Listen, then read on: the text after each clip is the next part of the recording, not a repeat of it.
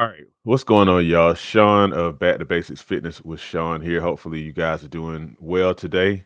Um, I am talking about fat loss. So I actually have talked about this already, and I want to talk about it again because I really want to help you to believe today that you can actually lose the weight in 2026. It is this today is December the 22nd, 2025, which means we will be in the new year in what's that, 9 days? 9 days. Okay. And we know resolutions are coming. We know all that, and I don't have any issue with it. I don't typically make a lot of resolutions only because I really want to I really want to I really don't want to break them and want to make sure my mind is really right and engaged and whatnot in what I'm doing. But we know that the New Year's resolution of losing weight is one of those things that a lot of people make, you know. But let's be honest as well. A lot of times we're trying to lose that same weight for months and months and months, sometimes years, sometimes even decades, if we're honest.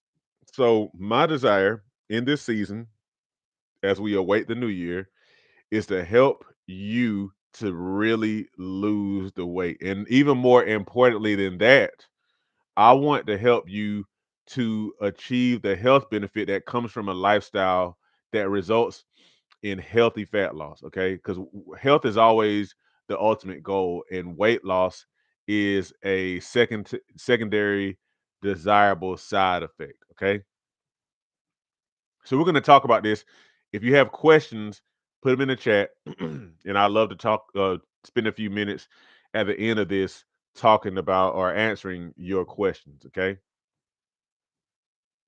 All right. So we're going to get into it. All right. So here we go. Make fat loss easy in 2026. And yes, I said make fat loss easy. Why? Because fat loss is often considered hard. The reason why it's a multi-billion-dollar industry is because a lot of people, one, need to, are seeking to lose weight, but they're also having a hard time, and so they're spending a lot of money on programs, a lot of money on diet books, a lot of money on gym memberships, or fitness equipment, whatever, you know, in efforts to lose the weight. But we're gonna make it easy by really kind of bringing up some things that we don't really understand about fat and about fat loss, hopefully to help you to lose the weight. Okay. All right. So let's get into this. All right. So the first thing I want to talk about here and really emphasize is the fact that fat is energy. Okay. You probably knew that. Whenever you consider your fat tissue, a lot of times we'll kind of squeeze whatever it is around our abdomen, our abdominal region. That's literally energy that you're holding.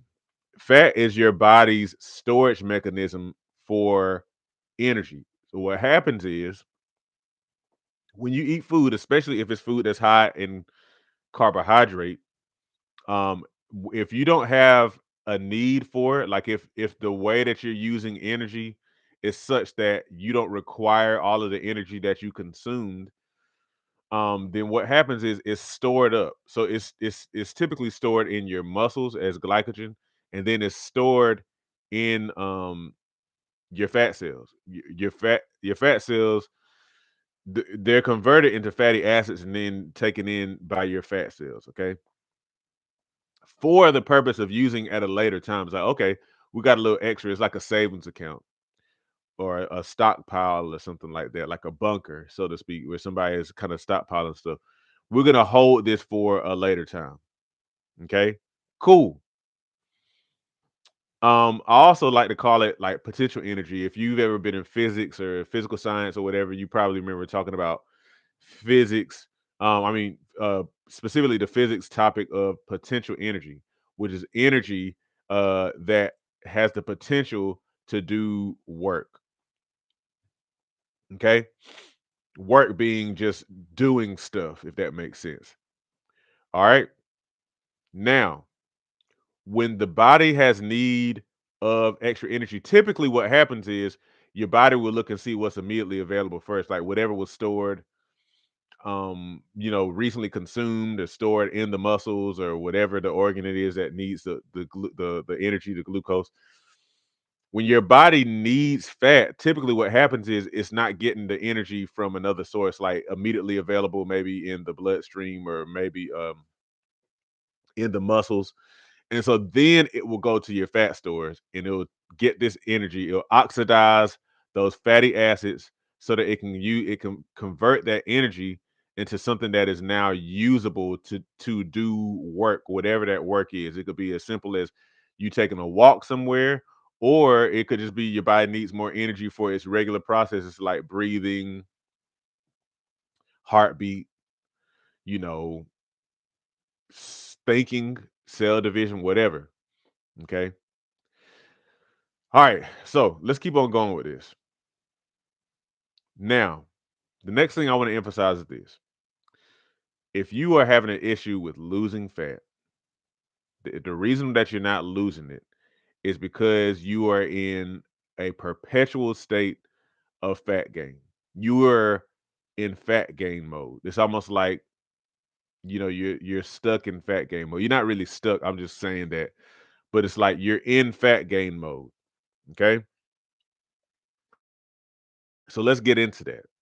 So when I say you are in fat gain mode, what happens is when your body is storing excess energy as fat, what happens is you've eaten whatever food, and then you get the energy out of it usually in the form of glucose, which is like sugar, which enters the bloodstream, and with the presence of glucose in the bloodstream, your body will secrete insulin, your pancreas specifically, which then insulin is like a key that opens up the cells in your body, all the various kinds of cells, to take in the glucose for usage.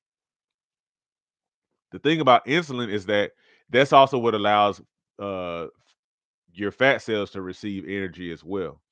Therefore, insulin is called the fat storage hormone, okay, or some may even call it a fat gain hormone, okay. But what happens is, because of the type of food we eat, because of how much we eat, even to some degree, because of when we eat, we are in perpetual fat gain mode. Okay. And so if you're having an issue with losing fat, then the thing is, you're probably in fat gain mode just all of the time.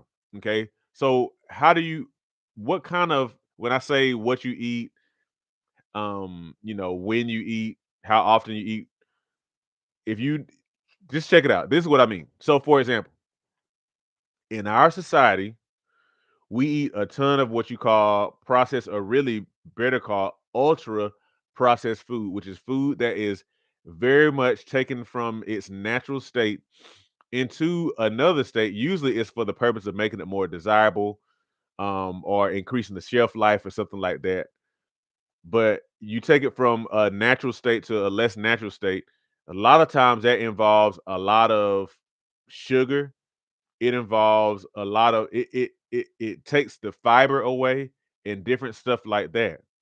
And so these foods, in addition to, we're not even talking about the chemicals and whatnot, the unnatural things that are in these foods, but these foods are often very high in energy, very, very high in energy. So much so, and then they're not buffeted by fiber or anything like that. Fiber is kind of like it serves as like something to kind of like cause a slow release of the sugar so it doesn't spike your insulin so much. But what happens is when we consume these foods, keep in mind also that these are addictive foods.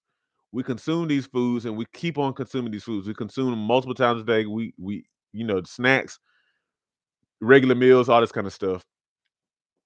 Your insulin is constantly going up, spiking, spiking, spiking, spiking, spiking. So you're constantly secreting insulin, constantly, constantly. So you stay in fat gain mode. So your body is always receiving, extra energy into its fat. Okay, always. This is why a lot of people, even if you exercise, this is why a lot of people are constantly gaining fat. Now, to add on to the exercise bit, think about the way that our society is. Our society is largely sedentary. Like it's literally built into the way that we live our lives. Most jobs are sedentary. They're office jobs, are jobs where you don't really move around very much. You may be in an office or driving a lot, so that's how most of our stuff is. And then not only that, but outside of work, we have to drive everywhere. We don't walk. Most people don't really walk everywhere. Most people have not just one car, maybe multiple cars. Okay. And so even if you have an exercise routine, it's probably not going to make that big of a difference in your fat if your eating habits are a certain way. Okay. If your eating habits keep you in fat game mode, you may burn a little bit of energy off through the exercise that you do, but you may just be scratching the surface because again, we underestimate how energy filled ultra processed foods are that we're eating all of the time. So hopefully that makes sense. Okay. So exercise is cool and you should do it because it has other health benefits as well. But that's why there's the saying, you can't really you can't out exercise a poor diet. And that's true in more ways than one. From this standpoint, you can't out exercise it because of all the energy you're consuming, unless you're like some professional athlete or something like that. Um, you could probably do it then, but you have to exercise a whole lot to lose weight with a poor diet. But then there's also the aspect of health, the different chemicals and all this kind of stuff that make processed food unhealthy. But anyway, let's keep on going because some of that is another topic for another time.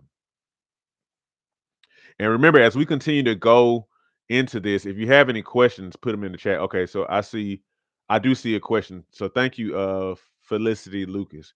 All right, and just please stick around because we will get to that. Okay, and we're almost done here. So excess fat will come off with the right lifestyle. Okay. Actually, I'm gonna go ahead and address your question, Felicity. So your question is, but everything is okay when you have it in moderation, balance. So yes, but let's make sure we define what true moderation is because sometimes people are asking about moderation. Of course, I'm not saying this is the case with you, but just to clarify, sometimes people say they're doing something in moderation, but it's not true moderation. Okay. Now, I'll define moderation by giving an example from my own life. So, like Coca-Cola is my favorite soda. I don't drink it very often. I probably drink it like once or twice a year, and that's like real talk. Maybe three times, just depending. But that that's moderation. Like it's not. There's no regularity to it. In other words, and so yes, if you have it in if you have these things in true moderation, it's not really going to hurt anything. Your body can deal with that. But like a lot of times, what people are doing is they're still consuming these things in such a way that it's keeping your blood sugar up, spiked. Therefore, it's keeping your insulin constantly spiked and whatnot. And so people are sometimes even what we think is moderation may not necessarily be moderation. Okay, yeah, no problem, no problem. Thank you for your question, Felicity. Excellent, excellent. So yeah, yeah, but I'm glad you said that because that's one of those words that we really have to make sure we define. Because people who I've trained in the past have mentioned stuff to me about moderation, and they, if I was able to, when I examined their like food journals and whatnot, I could see, well, okay, this is actually a regular part of their life. Like they're doing this multiple times a week, and the truth about ultra processed food, guys, is that ultra processed food, I believe, is worse than a lot of us really realize. It's worse than we realize. It makes you think about sugar in general. Sugar is really, just to be honest, it's an acceptable addiction. We talk a lot about various other drugs and this and that in drug addiction, which I don't minimize any of that stuff at all. But we also don't need to minimize sugar addiction as well, because sugar addiction really has some negative implications. It really is harmful to our health. It keeps us bound to foods that really aren't good for us. Okay. All right. So let's get to this point three. Excess fat will come off with the right lifestyle. And the thing that I want to really emphasize with that is it will come off. First of all, you got to believe that. A lot of people been on this journey for a long time, been on a weight loss journey for a long time. And so it gets discouraging when you do this stuff, you do this, you do that, you go to the gym, you get this exercise program, whatever, and then you go to the scale, no change. Or maybe you go down and then you come up, you may even go up a bit higher. And so that gets tiring, and so that can be discouraging. But what I want to tell you is it'll come off. In When I was in engineering school, one of the things we learned, we had a class called thermodynamics, and there are what you call the laws of thermodynamics. Okay. And literally, sometimes the way that we believe about fat, like we feel like fat is like this stubborn, malevolent villain that is not going to move. It's like that's not the way fat works. Fat, again, is energy that has to move. And so we talk about energy a lot in thermodynamics. And so just based on the laws of thermodynamics, if you have certain energy outputs, the fat has to go away. Or I say outputs and inputs. The fat has to go away, and your body is more than ready if given the right conditions. Okay, and so let's kind of talk in brief about those conditions. All right, so keep this in mind. We've been talking a little bit about insulin. Insulin, people call it the fat gain hormone. It's not evil, but it's just the hormone that allows uh energy to be pulled into your fat, allows you to gain fat. As long as your insulin is high, then you can't lose fat. And so what keeps insulin high? Literally, what keeps insulin high is largely diet related. So that is eating certain kind of food, like what we talked about, ultra processed foods that are high in sugar, high in starch and whatnot. Okay. So highly processed foods. Eating very often. So when I was maybe what's this about 15, 20 years ago or longer, when I was maybe high school or something like that, we kind of encouraged to eat when I was smaller, 3 meals a day. Then by the time I was like high schooler, 4 meals a day, 5 meals a day, 6 meals a day, basically graze. So, but when you eat like that, it keeps your insulin high. Now, a lot of times, folks will even say that it kind of like you want to eat often to kind of keep your insulin levels balanced or something like that. But the thing is like balance to where? Balance at a high state. The thing is, you're not always wanting to have your insulin high. I don't think that's even good for the pancreas as an organ. Okay. Um, and thanks for your question. I'm going to answer that here in a second. Um, so, but the thing is, your body doesn't need to have insulin high.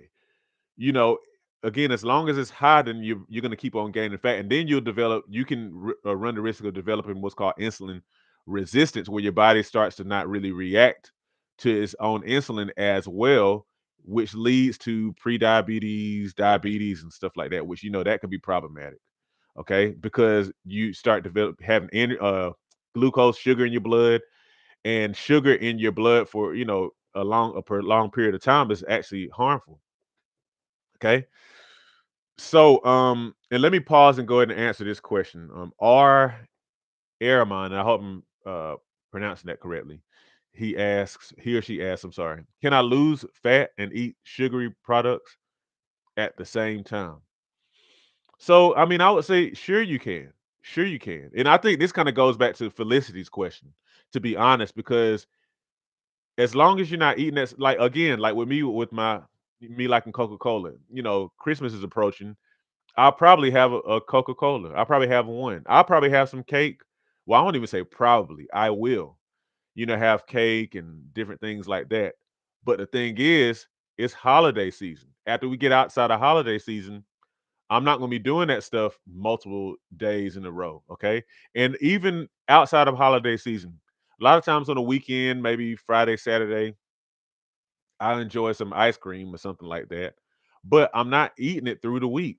I'm not. Okay. And so what happens is I don't have to worry about uh gaining fat. But that's really the key. You can enjoy those things, if you're really and truly not consuming them often. Now, if you're talking about daily, then, I would say the answer to your question is no. You probably can't expect to lose much fat. Also, unless though you're like Michael Phelps, the swimmer who was training 6 hours a day, doing one of the most vigorous physical activities you can do, which is swimming. In that case, he's burning so many calories, he could stand to eat a 15,000 calorie diet. But most of us, we don't, we work 8 hours a day. We don't have time to exercise like that. So I would say yes, but it has to truly be, every so often. You know what I mean? And I even say that, let me say this too.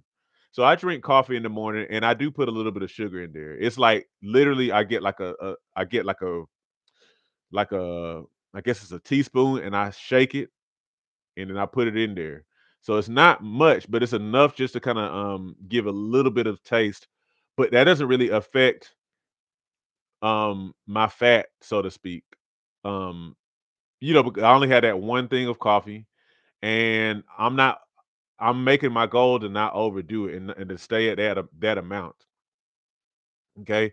Even though pretty soon I probably will kind of pull back from the sugar for a while. But my point is, yes, but you really, really, really have to be like, you don't want to make it like a you just really have to discipline yourself is all I'm trying to say. Hopefully that answers your question. Okay. So we eat certain kinds of foods, processed foods typically. When we eat often, three, you know, 3, 4, 5, 6, 7 times a day, these things are keeping your blood sugar up. They keep you in fat gain mode. So you can't really lose fat as long as you keeping your blood sugar, keeping your insulin up. Okay. Another thing is food timing. Okay. And so like literally like, and you can look it up. When you eat past a certain time, like after dark, that in and of itself can have a more pronounced blood sugar raising effect because you know, your body kind of operates kind of according to like the different kind of cycles and stuff in the earth, like in nighttime and daytime. So, just like how you start to naturally get tired by the end of the day because the light is going down, your body kind of starts to run different processes. And so your body is actually ready to kind of chill. And so something about that, whenever you eat late or later, like after dark and whatnot, it actually has a more pronounced effect on your blood sugar in a negative sense. So food timing matters. Food timing matters. Now it matters for more reasons than that too. Like another thing is if you ever experience indigestion, one of the main reasons for indigestion is eating a big meal late and then going to sleep on it because your body's not really wanting to digest around that time. People didn't used to eat big, huge meals even anywhere close to nighttime. That's more of an industrial revolution kind of deal, which I've talked about. Maybe one day I'll do webinars that'll kind of go more in depth with that. Okay. But anyway, so those three things as far as food, those are gonna keep your blood sugar high. So if you will drastically reduce, if not eliminate processed foods, especially sweet drinks, and yes, I'm including artificially sweetened beverages in there. So if you will reduce or eliminate those, if you will actually eliminate like snacking, like eat your meals, but then don't eat in between meals. Okay. So like 2 or 3 meals a day, but not eating outside of those times. If you will cut off, great question. Great question, Felicity. If you cut off, have a food cutoff time like around dark. So here on the East Coast, it's getting dark now. We're really six something. Um, but if you will kind of cut off your eating time like at dark, where you like, regardless, even if I'm hungry, I'm not going to eat. You're going to allow yourself to lose fat. Now, also, there's the exercise piece. Exercise will allow you to lose fat. The main thing is, of course, what I'm thinking a little quickly. The main thing that you want to consider is that muscle burns fat. Muscle is a very metabolically active tissue that is actually when you actually maintain or even gain more muscle, then it helps your body to keep the fat off, and it help your body to burn fat because it's like your body is actually requiring more energy to keep up that tissue. Great question. Y'all, these are really good questions. Yeah, thank y'all so much. This is awesome. And I'm going to answer those here in a second. All right. So, like, you want to do strength training. Now, one of my specialties, so to speak, one of the things I really like is or are calisthenics, body weight exercise. It's like the foundation of what I do. I lift weights as well, but my foundation is push-ups, pull-ups, chin-ups, dips, body weight squats, and then also other stuff like sprints, these things. You want to do exercise that really challenges your muscle and allows you to maintain and build muscle. And ladies, you won't get bulky off of strength training. Um, you would have to actually take something like, some sort of like testosterone, something for that to happen. But you want to do something like that, and then you also want to do at least some degree of cardio. Now, I'm no longer a fan of like long distance running. I'm not, saying you shouldn't do it, but I opt for intervals, like where you might go hard for a few seconds and then back off, like sprints. I do hill sprints where you sprint up and you walk down, and you sprint up and then you walk down. Different things like that are going to challenge your system such that it'll help you to build muscle. It also will help you to get rid of a lot of the excess glucose and help you to burn fat. These things, diet mainly, and then follow with a good exercise routine that stimulates the muscle, and does get the heart beating to some degree. These things are going to help you to be in fat gain mode, and you will lose the fat. Period. I promise you that you will. Okay. Let's answer these questions here, and then we'll kind of move on. Okay. So Felicity asked, what about smoothies and fruit juices? Okay, very good question. So, first of all, smoothies and fruit juices, sometimes smoothies may have fruit juice in them as well. Smoothies, yeah, I like those a lot, especially if they're like for example, let me tell you how I make some of mine sometimes. Like I'll get like some frozen fruit, like some frozen strawberries. I'll get like a banana, and then um like some yogurt or something like that, and blend those, maybe let the fruit melt a little bit, blend those, and then that's that. I don't typically put juice in my smoothies anymore because I felt like it made it too sweet. But those sometimes can be a decent food replacement. Yes, there's sugar there, um but it's a little better because the sugar is um in the fruit, if that makes sense. So it's in its natural state with the fiber and whatnot. Now bananas can spike your blood sugar pretty high, but like again, that's um in the context of a smoothie, it's a little better. Now, fruit juice is cool, but with the juice apart from the fruit, it's almost just like pure sugar. Yes, it's gonna be better than soda, maybe because you got have some trace vitamins and stuff in there. But with it being separated from the fruit that it comes from, what happens is it spikes your insulin and whatnot the same way that maybe drinking a sun-kissed orange would.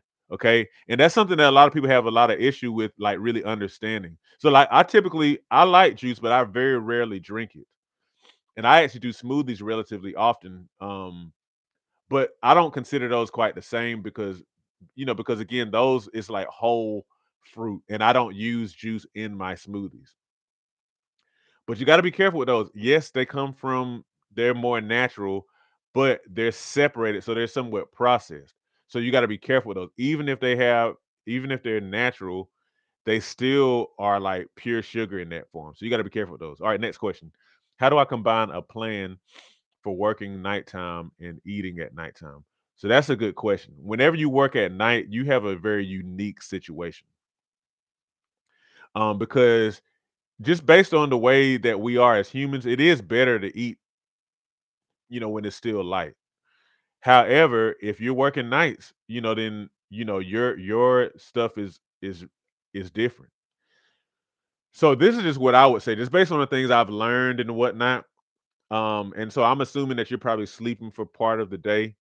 I would say, as much as you can, still try to eat like the bulk of your food, like whenever it's earlier in the day. Um, and then okay, if you could clarify that for me when you say 19 um oh 07, I'm not sure what that means. Oh, maybe yeah, just clarify that for me. But anyway, try to eat like the bulk of your food. I'll say, let me put it like this: try to eat the bulk of your food whenever you're actually active. Okay, I see. So, and let me know also. I got you. And so let me know also if you like what time you get up in the. So I'm assuming that you go to sleep shortly after you get home from work or something like that. Just let me know that whenever you can. But since you're active, then you kind of have to eat. Just try not to do snacking. Just whatever you eat, just kind of eat the bulk of your stuff while you're active. Okay. Okay. Yeah. Yeah. Yeah. Yeah. So yeah. So you can still eat probably like your larger meal when you get up. 2 or 3 o'clock. You know, and then eat another meal maybe before, you have another maybe enough time for another meal before you go in. And then just try to like if you do get hungry, like during the other time that you're working, I would say try to really kind of keep it to food, whole food, so natural foods and whatnot, vegetables, fruits, lean meats and whatnot. Try not to do like processed stuff. You if you have a meal, make sure it's something that's whole foods. And I would really try to avoid anything processed, even drinks and different stuff like that. Sweet drinks. Um, but that's what I would say. That's what I would say. Just to uh give your body its best chance with you working that night, to give your body its best chance to kind of keep your blood sugar reasonable. The fact that you're active is going to help. Um, but just try to like not do a lot of snacking and then still try to eat more like whole foods in the time if you eat a meal while you're up in the middle of the night. But still try to give yourself some time before you go to sleep, at least 2 or 3 hours where you're not eating. Because sometimes you get home from work, and I don't know if that's the case for you, but you'll get home from work and you're just like, oh man, you sit down and you kind of want to chill, maybe get something, like like as a decompression kind of thing, get a little snack or something like that. It'll probably be better for you to just kind of get on home and decompress, but just not with anything, to eat per se. Just try to eat, at least 2 or 3 hours before you actually go to bed. So hopefully that helps. Let me see what else was here. And let me know if that was helpful.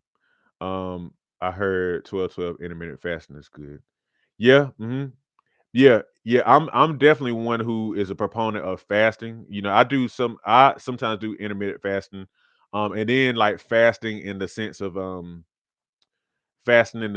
like, like 24 hours, 48 hours.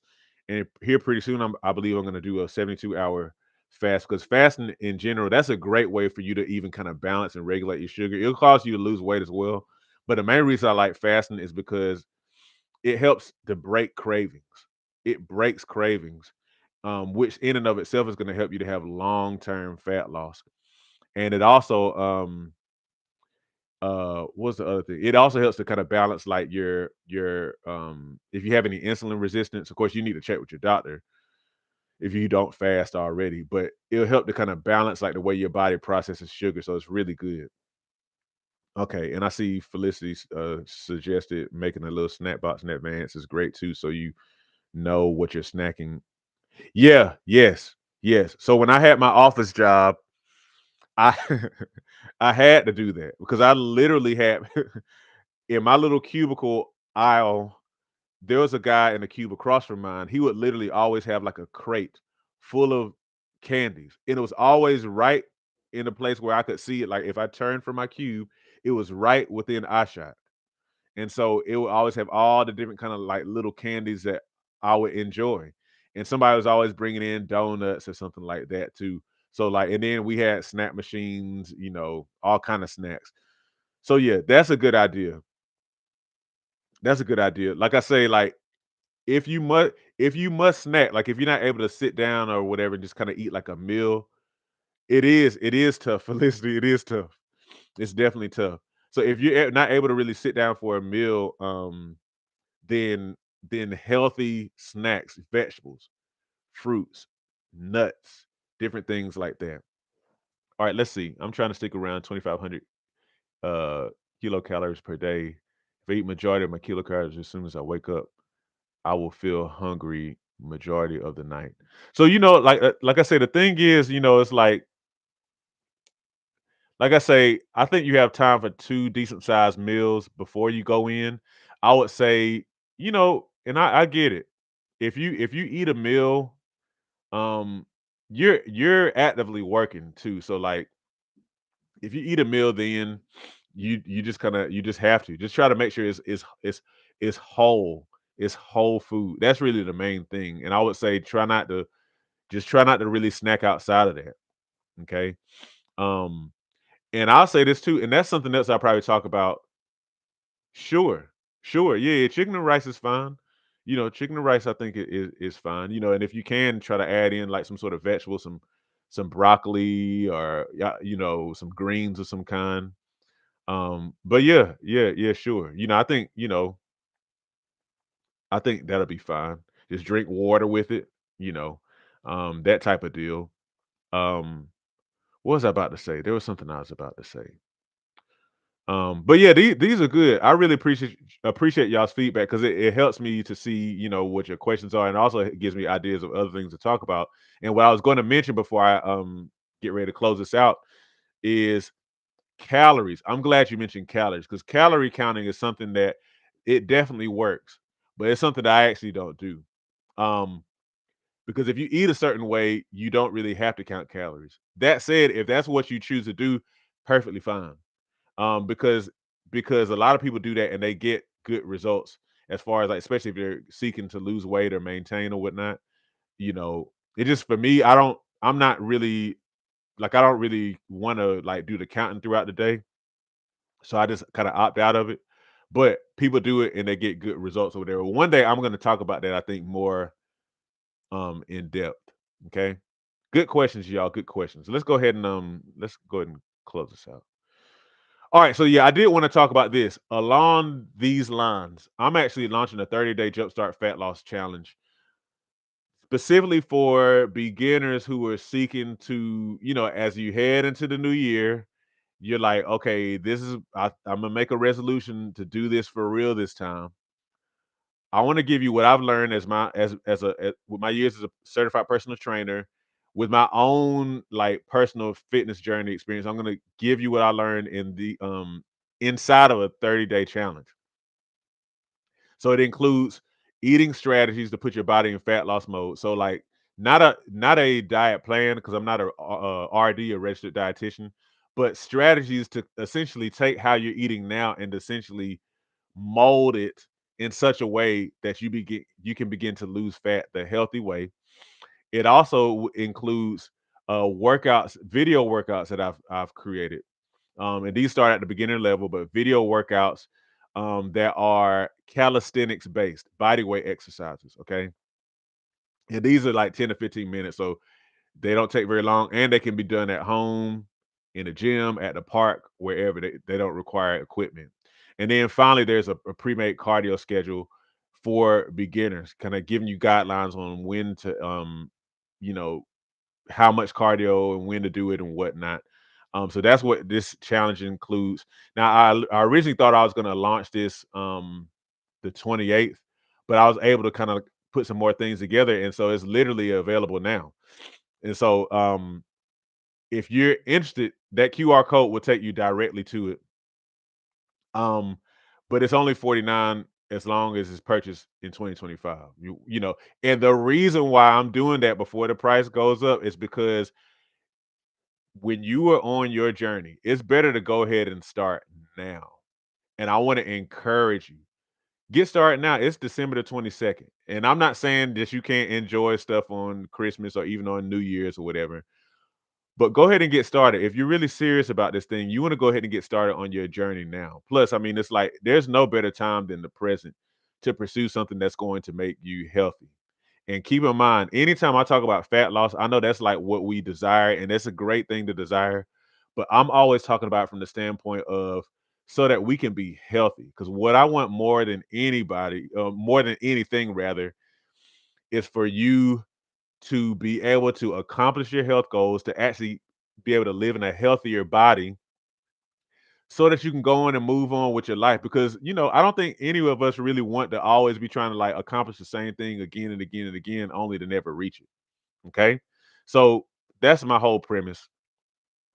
So if you're interested in this, you can uh scan that QR code, and I'll even Um, yes, getting started even slowly is amazing. I slowly started incorporating healthy habits in my life, and I've already seen changes. Kudos to you. That's what's up, Felicity. Very good. That's excellent. Excellent. Good stuff. I like to hear that. I really like to hear that. I didn't mean to go that way. Okay, all right. So, are there any more questions? This has been great, y'all. I appreciate y'all who kind of stopped through. And I want to give you the opportunity if you have any questions to ask them now if you didn't get a chance to do so beforehand. Give me a second. Okay, let's see what we have here. I want to lose fat around my abdomen muscles. Does exercising the abdomen help losing fat in that area? Great question. Great question. So the short of it is no. So that's what's called spot reduction. Okay. And so spot reduction is basically the concept of hold on a second. I need to do something here. So spot reduction, I'm just gonna post this link to this challenge here. I just posted in the chat. But spot reduction is the concept of I exercise X body part and I lose fat in that area. So it doesn't work that way. The way that you gain, the way you lose fat is the same way you gain fat.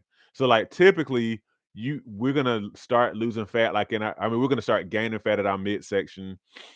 And then after a while, you might start gaining weight in your legs, your hips, your arms, your face or whatever.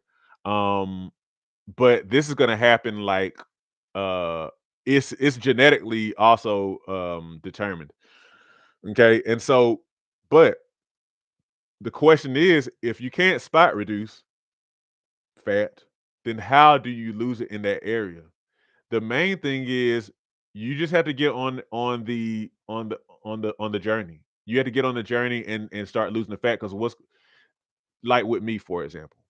There was one time when I was really trying to get lean and be able to see my abs and all this kind of stuff.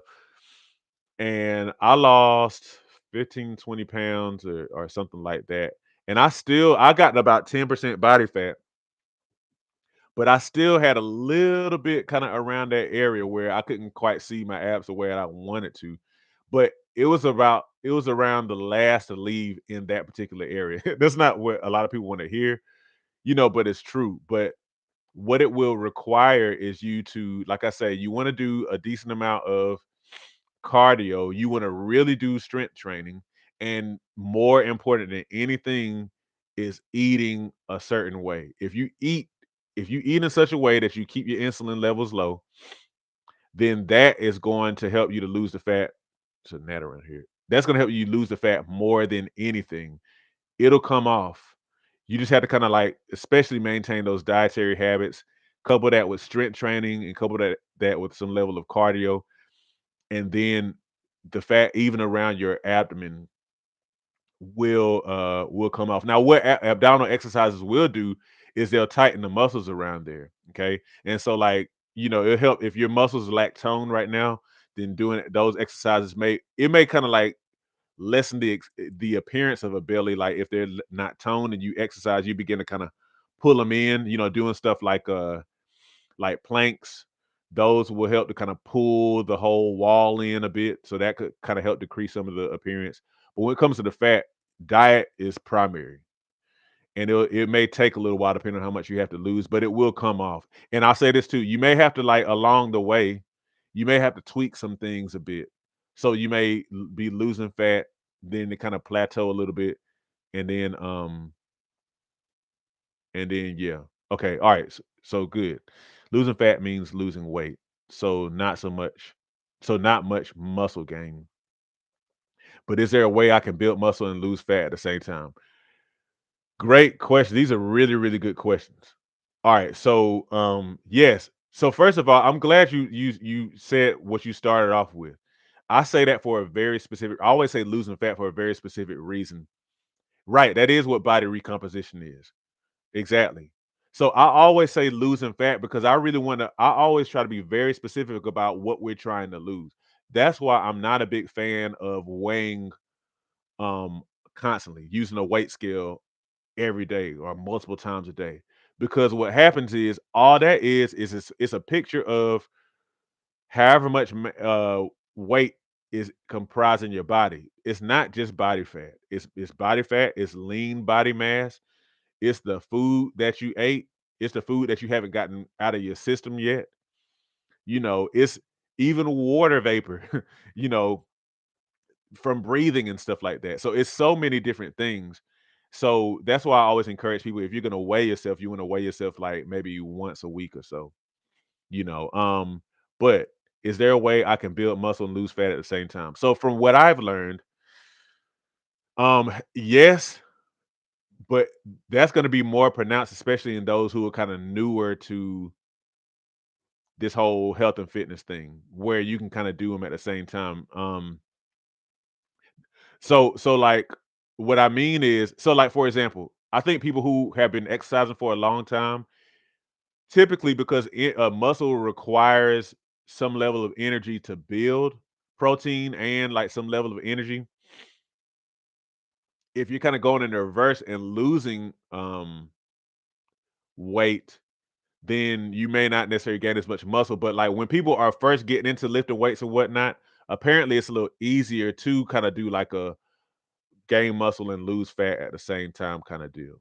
Now, that doesn't mean that all is lost for those who are more experienced with like lifting weights or strength training. Because what happens is if you if you are lifting weights and you're working on like, maybe you've reduced your energy consumption so you can actually make your body start to tap into its own fat stores, to the very least, what you're going to do is you're going to maintain your muscle. You can still get stronger and you're going to maintain your muscle mass, which will probably even give somewhat of an appearance of muscle gain. Okay. So it's going to help you to preserve, for the most part, preserve whatever it is that you already have. So that's a cool thing, because what happens is, so like I'll give you an example. Like if somebody were to go and do, it's like, hey, I want to lose weight. So I'm gonna start jogging. I'm gonna start jogging. Okay. And so that actually is, that'll be you, as long as your diet is adjusted as well, you'll lose weight. Even if you didn't change your diet, if you kept your diet the same, you'll lose a little bit of weight. But if you really adjust your diet, you'll lose weight, but you'll probably lose fat and muscle because of the nature of running. Whenever you do a whole lot of long distance running, you got to think your body is trying to become more efficient at whatever it is that you keep on doing. So like it's not really efficient for your body to hold on to a lot of muscle when you're doing a whole lot of running. It's more efficient for your body to, after a while, your body's gonna be like, okay, we want to be lighter. So we don't need, so we need some energy. So we're going to use the fat for energy.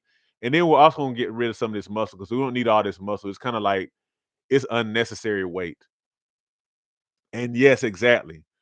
Consuming more protein is also something that you want to do. Making sure that your protein consumption is adequate is going to also help you to preserve muscle, because even eating protein by itself um stimulates protein synthesis, the formation of muscle and whatnot. So like keeping your protein, at a decent high level, quality protein combined with, strength training while you're lowering your energy consumption, like, carbs and processed foods and whatnot, that's going to help you to preserve the muscle for sure. So that's great. That's great. This is really good. This is really good.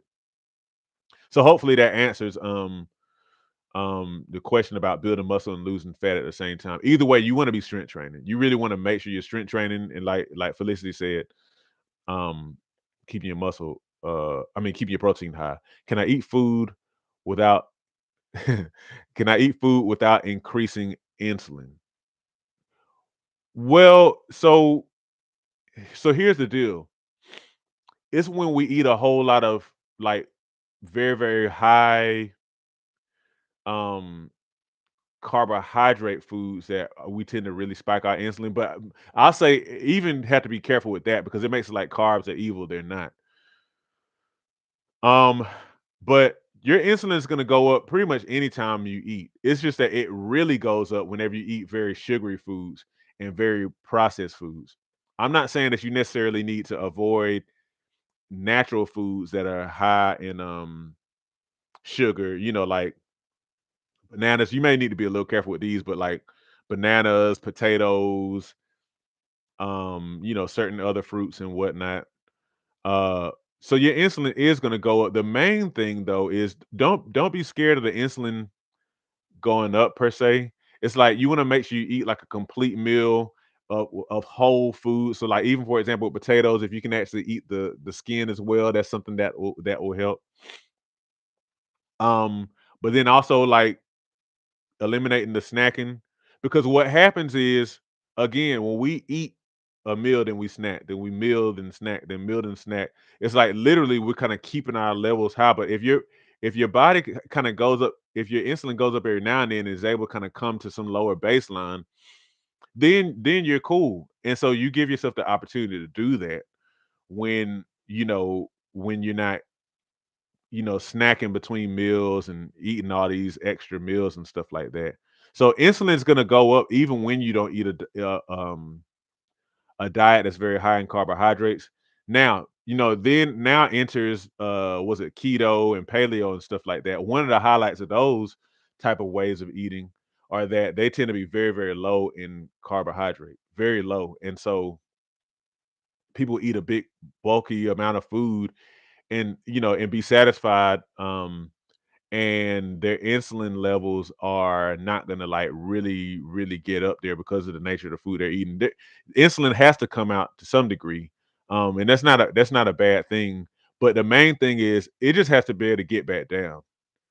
It just has to be able to get back down. And insulin resistance literally happens when your body is constantly exposed to high amounts of its own insulin.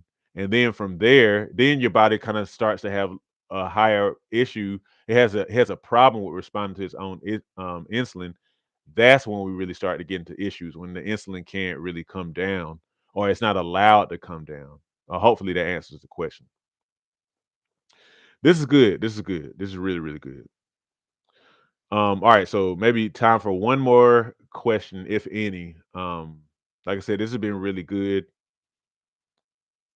Okay. All right. So good. So this will be the final question here. What is the best food for fat loss? Okay. So, what is the best food for fat loss? So, here's what I say. I wouldn't necessarily say that there is a food, um, and I'll read that here in a second. I wouldn't necessarily say there's a food that is best for fat loss because I don't necessarily. I actually wouldn't even necessarily encourage thought from that kind of angling. And the reason why I say that is because it kind of makes me think about what I refer to as a magic bullet concept. That there's one thing that'll kind of help to zap the fat away or to kind of result in some other health outcome. You kind of want to be careful with that because your body really, really does need a balanced diet. All the different colors of plant foods and high quality protein. That said, though, one thing I will say is that if you have a diet that is high in non-starchy vegetables, all of your greens and the cabbage and broccoli and kale and collard greens and all that kind of stuff. Very high in all those different color vegetables and whatnot. Then, with that as your foundation, then that kind of diet will really prime you for fat loss. Whenever you emphasize those type of foods where that, in here in our country, in America, like a lot of if you look at a typical plate of somebody who's eating a meal here in America, it's going to be largely carbs and then protein and then whatever other stuff. Okay, you want to. I always say you want to make most of your plate non-starchy vegetables. Okay, because you get most of your nutrients from there. You get a lot of bulk, which means you can kind of get more full, but you're not getting all of that energy load. So that's what I say. If there's any way to eat that could help to maximize fat loss, it would be making those the most important foods, the biggest amount of food that you eat at every meal. Okay. And Felicity said, since you're on a calorie deficit, potatoes are very satiating, too. Right, right, true. And so it's not necessarily any harm with eating those in that case, you know, um, you just would not necessarily want to eat as many of them. But yeah, they can be very satiating. Eat the rainbow, they say, as in color your plate with many whole foods. It's great. Absolutely, absolutely. Because all those different colors I don't say stand for, but they all represent all different kind of nutrients and whatnot. So when you eat the rainbow, like you're literally supplying your body with so many different type of nutrients, micronutrients, minerals, and things that it needs. So that is the truth. Absolutely. Well, good stuff, y'all. I want to thank y'all who have hung around and offered such great questions and even kind of like being kind of giving each other feedback and whatnot. So that's really, really cool. I'm gonna be doing a few more lives here and talking about related topics, this and other related topics. So y'all definitely come through, invite a friend, subscribe if you haven't already. And yeah, like I said, I challenge you, my 30-day challenge. I know if you are ready to be consistent, because the only thing that you're going to really change your body is consistently doing something different again and again and again. If you're ready to do something consistent, I challenge you to do that challenge. I challenge you to do that challenge. And I also challenge you to start it sooner rather than later to show that you're actually really serious about it instead of, waiting until January 1st. That's fine too, but I'm just saying. Anyway, y'all have a great day. I hope you'll subscribe. I hope you'll share stuff with a friend that you think will find this helpful. And y'all take care. Yeah, yes, thank you for this wonderful live. Period. Your channel is tops. That's what's up. That makes me feel really good. Yeah, awesome. Thanks, Sensei. That's what's up. Yeah, y'all good people. Y'all good people. All right, y'all. Hopefully you'll stick around. I'll see y'all another time. Take care and have a great rest of your Monday, and I'll see you around.